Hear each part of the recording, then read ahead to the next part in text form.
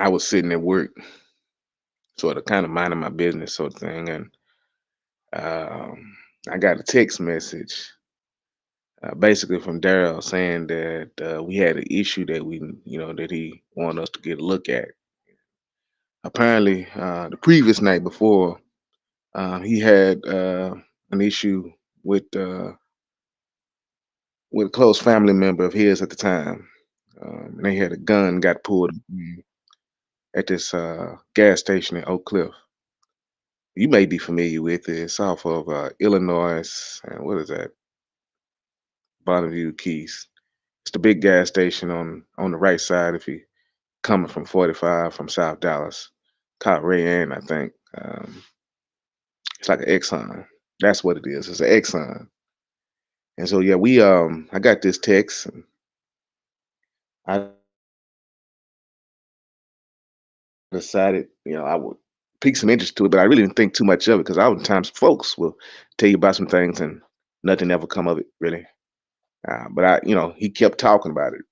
Throughout the day, I'd get another text, talking about what happened, and then I would get another text, saying that folks trying to meet up, and apparently he had reached out to me, Lashadion Shimwell, Dominic Alexander. Um, I then reached out to Kamal. Kamal was my basically like my right hand man at the time, and so anything that knew, he was aware of it. He became aware of it, and yeah, and so we all decided, I guess, to meet close to my house at the time. Met at Glendale Park. If you're familiar with Oak Cliff, you know what Glendale Park is. We met at Glendale Park in the evening time after I got out of work. Now, I was coming from Irving, so uh, come out, met me at the house, and then we rode over in my car to Glendale Park, which is about a half a mile up, not even half a mile, I'd say a quarter mile from where I was living at the time. We uh, we met up at the Glendale Park in the evening time. It was warm outside because it was middle of July, so you imagine how warm or hot it was, and you can just think it wasn't nothing but 4 or 5 of us. Also, Eric Randall, well, he was there as well. Eric Randall was there, so it was about 5 or 6 of us, and Daryl was kind of rehashing what happened. That's basically what happened. He was kind of rehashing it, and we would we just sort of kind of there listening, I think, and some of us, was sort of critical of it in some ways, but just because we was all there, we decided that we was gonna basically do it. And it was like, yeah, let's just roll up there. Wasn't really like a plan, or at least I didn't have a plan in my mind. I was just gonna be present. And so we pull up and we driving along, and me and Kamal having a conversation, and we both kind of like, I don't know what we finna do, sort of thing. And but we both got out, and I had a shotgun. Let's see, Lashadion had a weapon. Eric Randall had a rifle. I think we had like 3 or 4 rifles. Lily Marie was also there in her vehicle. I think that's how Dominic Alexander may have gotten around to it. Lily just had sort of parked in the parking lot, and we just sort of walked up, did our thing. Eric and Daryl pulled out his camera, I guess for protection, so to speak. And so we jumped out, we all jumped out the vehicle, sort of got in the huddle, and then we walked in the formation across the street and walked to the gas station. And we kind of walked in a straight line, and I think the Shady on Shinwell was up front.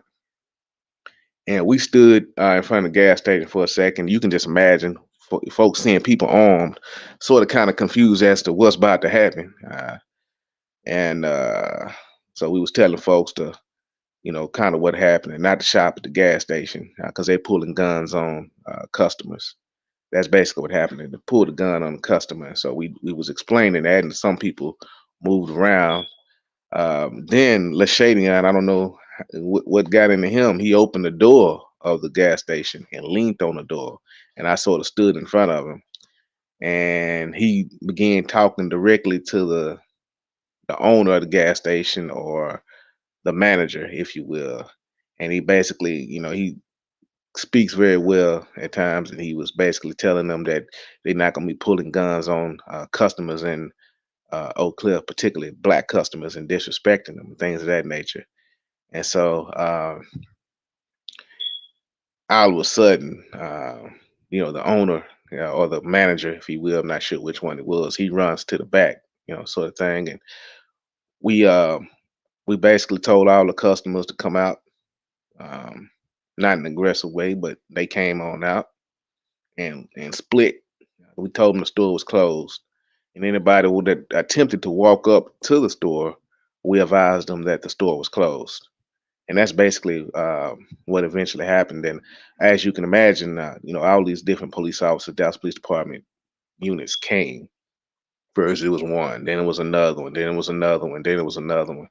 Probably what ended up to about 20 or 30 police officers, different vehicles and units, stood out in front, and they came up to us, and they was asking us what the purpose of what we were doing, and we told them, hey, this is what happened, and we shutting this gas station down uh, for the moment, for the time being, as to sort of as a lesson to the gas station, its owner, kind of sort of send a message to the community that we don't necessarily have to put up with some this type of treatment, unfair type of treatment, particularly when it's threatening with guns and things of that nature.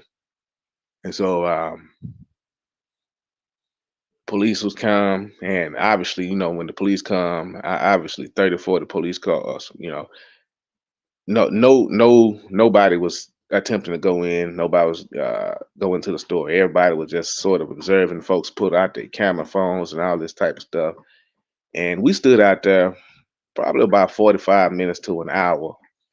Now the news report says that we was out there 30 minutes, but they always trying to make light of the situation. We basically shut that store down at our own whim. Nobody was going in. Nobody was coming out. The only person that was in the store was a store manager, and the police couldn't even make contact with him because we was standing in front of the door, blocking the door, and they just stood out too. And so, because of all this commotion, obviously, wasn't nobody trying to come in um, at all. Again, this occurred July 1st, 2016, 7 days for the shooting downtown Dallas. Um, I think I think I think one of the interesting things was is the police was very surprised at how we was dealing with it. You know what I mean? There was a lot of pressure as far as, because the police, some of them got in like tactical positions and had the door open, hide behind the door, and was prepared. They had their weapons drawn. And so we stood there again like 45 minutes to an hour. Wasn't nobody moving. Didn't nobody do anything in particular. We had our guns. They had their guns. Of course, we was outgunned by them, but we nevertheless decided that that's something that we was gonna stand firm. Then me and Lashadian, we talked and said, hey, we're gonna break out. I think we've proved our point at this particular time. I think we proved our point. And so we slowly walked away. We walked, as a matter of fact, we walked in between the police cars. And the folks were just so surprised. I'm talking about the community. The folks were just so surprised that we were able to do that and just kind of simply walk away. And the officers, with the funny thing about them, they was looking sort of surprised, as they didn't know exactly what to do, and they didn't know how to handle that situation exactly, because they hadn't made their mind up on how to approach it, and they were just so surprised that it had gone on.